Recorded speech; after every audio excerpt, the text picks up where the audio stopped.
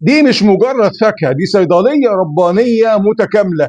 لكن ده عباره عن قنبله سكر مركزه متجرده من سلاحها السري. وخلي بالك، انا هنا مش بتكلم على العصير اللي في العلب اللي بنشتريه من السوبر ماركت ده، لان ده حكايته حكايه هنفجرها في الفيديو القادم ان شاء الله. انا كلامي النهارده عن العصير الطبيعي اللي 100%، اللي بتعصره في البيت وفاكر انه قمه في الصحه. النهارده ان شاء الله هنعرف ليه العلم بيعتبر شرب عصير الفاكهه هو اسرع طريق لمرض العصر، هو مقاومه الانسولين والكبد الدهني. بينما الفاكهه هي سر الشباب الدائم. وفي النهايه، في نهايه الفيديو ان شاء الله هكشف لكم عن الماده السحريه الموجوده في القشره واللب اللي بنرميها في الزباله، وهي اللي بتحمي مخك من ايه؟ ضبابيه الدماغ وفقدان الذاكره. خليك معايا للاخر ان شاء الله، مش هتندم. يا ريت اللي مش مشترك في القناه يشترك ويدوس على زر الجرس حتى يصله كل جديد. وندخل في الموضوع ونقول بسم الله والصلاه والسلام على رسول الله. الفرق بين الثمره والعصير هو كلمه واحده. الفرق بين الثمره والعصير هو كلمه واحده اسمها الالياف. ربنا سبحانه وتعالى خلق الفاكهه عباره عن سكر طبيعي اسمه فركتوز. اسمه ايه؟ فركتوز، مغلف بشبكه معقده من الالياف. الالياف دي هي ايه؟ هي فرامل الجسم. الالياف اللي جوه الفاكهه هي فرامل الجسم اللي بتشبع وبتحمي من الامساك وامراض القولون. انا كلامي على الفاكهه بصفه مستمره، مش البرتقال بس. والاهم ان احنا او انت لما بتاكل الثمره جسمك بيبذل مجهود علشان يكسرها. السكر اللي بيدخل دمك من الثمره دي بيخش بالتدريج، لكن مجرد ما تشغل الخلاط وتعملها عصير انت كده شلت الفرامل دي. السكر في الحاله دي بيعمل ايه؟ بيوصل للكبد والدم في دقائق سريعه، والنتيجه بتكون ايه؟ ارتفاع مفاجئ في سكر الدم ويتبعه هبوط حاد بيخليك تحس بالخمول دايما والجوع بعد فتره قصيره جدا. لما بنشرب العصير بقى بيحصل ايه؟ اولا البنكرياس، لما بنشرب العصير ده البنكرياس بيفرز كميه كبيره جدا من الانسولين عشان السكر، علشان يلحق يسحب السكر الزياده في الدم. تكرار الموضوع ده، تكراره يوم بعد يوم بعد يوم، متعودين على كده، بيوصلنا لمرض العصر وهو مرض مقاومه الانسولين. مش بس كده، الفركتوز اللي موجود، المركز الموجود في العصير ده، بيتم معالجته بالكامل فين بقى؟ في الكبد. ولما الكبد بيتفاجأ بكمية سكر كبيرة بتجيله مرة واحدة، يبدأ يحول الفائض بتاع السكر ده، بيحوله لدهون. هيحوله لدهون فين بقى؟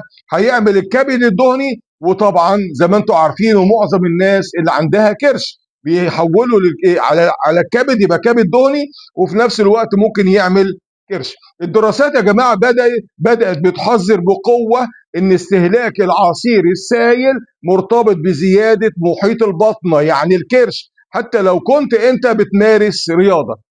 تخيل بقى ان كوبايه العصير الواحده دي عشان تعملها محتاج 3 4 برتقانات، او ممكن 5 برتقانات على حسب الكوبايه. لكن تقدر تشربه انت كوبايه العصير دي ممكن اشربها في ثواني. لكن تقدر تاكل 5 برتقانات في دقيقه؟ مستحيل طبعا. مستحيل تاكل 4 5 برتقانات في الدقيقه. لكن العصير بتاعهم اشربه في ثواني. في الحاله دي انا استهلكت سعرات 4 5 برتقانات في وقت واحد ومن غير ما تحس باي شبع. مش هنشبع طبعا لما بنشرب ايه؟ العصير. لان اكل بقى الفاكهه الكامله، المضغ نفسه لما بتاكل البرتقال او بتاكل اي فاكهه كامله، المضغ نفسه بيبعت اشارات للمخ بايه؟ يبدا الشبع. اول ما بتاكل المضغ نفسه بيبعت الاشارات للمخ عشان يبدا عمليه الشبع. لكن العصير ده كانك بتشرب ميه بالظبط.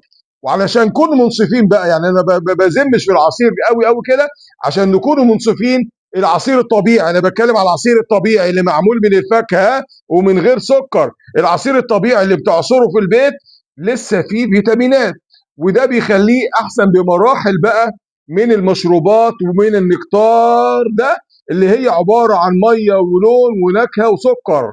ده كلام ده والمصيبه الاكبر اللي هي دي المصيبه الاكبر، هنفصصها ان شاء الله في الفيديو اللي جاي ان شاء الله. طيب، لو انت بقى مش قادر تستغنى عن العصير، لو انت حضرتك مش قادر تستغنى عن العصير، نعمل الاتي. اولا نعمله سموزي، واللي انتوا عارفين يعني ايه سموزي، يعني نجيب الفاكهه ونضربها زي ما هي كده كامله في الخلاط، ونشربها بالالياف بتاعتها بدون تصفيه، نشربها بالالياف بتاعتها بدون تصفيه، وطبعا زي ما قلت من شويه وبدون سكر. لكن لو لازم تعملها عصير صافي، لو لازم عايز تعصر بقى، يبقى الكميه اللي هتاخدها ما تزيدش عن 150 مللي في اليوم، يعني اقل من دي كمان. 150 مللي في اليوم دي 200 مللي. يعني لو انت هتشرب 150 يبقى قال لك يبقى في الرينج ده كده في اليوم طبعا. وكمان ما تاخدهاش في اي وقت، ما تاخدهاش على الريق، ولازم تاخدها بعد وجبه فيها بروتين. ووصلنا للمعلومه اللي وعدتكم بيها في اول الفيديو. ليه اكل الفاكهه بيحمي عقلك؟ ليه اكل الفاكهه بيحمي عقلك؟ العلم يا جماعه اكتشف ان في ماده في الفاكهه اسمها الفلوفونويد. الماده دي موجوده بتركيز عالي جدا في القشره بتاعه البرتقال البيضاء اللي تحت، القشره الرقيقه البيضاء اللي في البرتقال دي، واللب، واللي بين الفصوص وبعضها، وقشر التفاح برضو موجوده. الماده دي هي عدو التهابات الدماغ. الماده البيضاء اللي تحت القشره دي واللي بين الفصوص، واخدين بالكم، في البرتقال والتفاح، هي عدو الالتهابات بتاعه الدماغ. الابحاث بقى عملت ايه؟ الابحاث ربطت بين تناول الثمره كامله، اللي هي ثمره البرتقال كامله كده، والحمايه من ضبابيه الدماغ. يعني ايه ضبابيه الدماغ بقى؟ شوفوا معايا كده، هل احنا دلوقتي عندنا ضبابيه دماغ؟ يعني ضعف التركيز، صعوبة الانتباه، نسيان المواعيد، أسماء الأشخاص بننساها، والشعور بالارتباك بعد أي مجهود ذهني. مش ده اللي بيحصل معانا دلوقتي؟ يعني احنا محتاجين ناكل البرتقانية كاملة بما فيها البياض اللي تحت القشرة دي اللي الناس بترميه، والفواصل اللي بين الفصوص وبعضيها. ولما بنصفي العصير بقى، طبعا لما حضرتك بتعمل كوبايه عصير من البرتقال ده وتصفيه، احنا بنرمي الماده دي فين؟ في الزباله.